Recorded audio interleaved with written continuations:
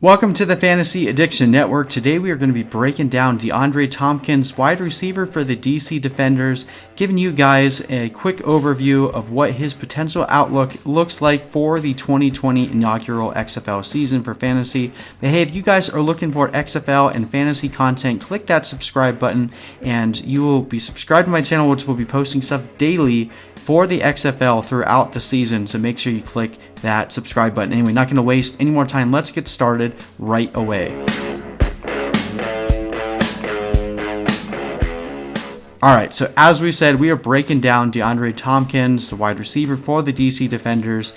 Now, this guy has been making a lot of splashes in camp and is looking to be one of the better receivers for the DC Defenders, which is crazy to say considering they already have Rashad Ross and Eli Rogers. And, I'll just begin by saying I think that's honestly the biggest negative that DeAndre Thompkins has right now is just the fact that he's playing on a team that's already pretty stacked at the running back spot, at the wide receiver spot, and they have a good tight end in Kari Lee. So there's just going to be a lot of mouths to feed, and we'll see who ends up, getting consistent fantasy production. But the thing that I really like about DeAndre Thompkins as the receiver here, I think he'll end up playing that more traditional kind of a slot role. He's incredibly quick. The 4.39 40 time coming out of college, which is 95th percentile, very high speed score.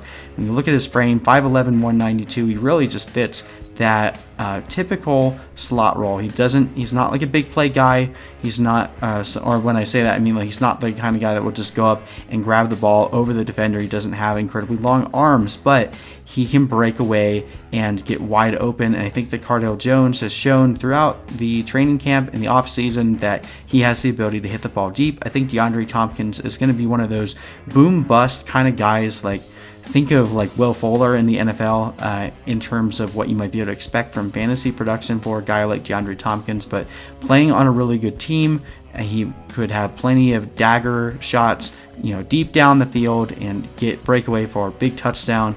When you look at his stats in college, he never really had too many targets, 27, 28, 25 receptions, averaging right around 400 yards each year, but his average always ended up being around 15 yards per attempt.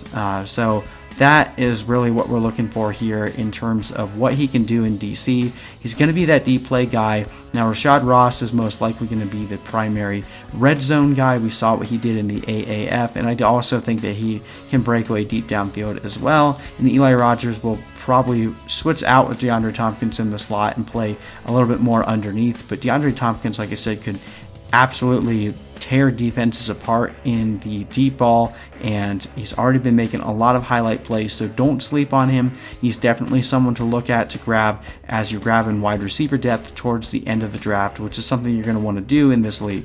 Anyway, thank you guys so much for watching. Always a blast going through all these XFL guys. If you're looking for daily XFL content, click that like button, click that subscribe button.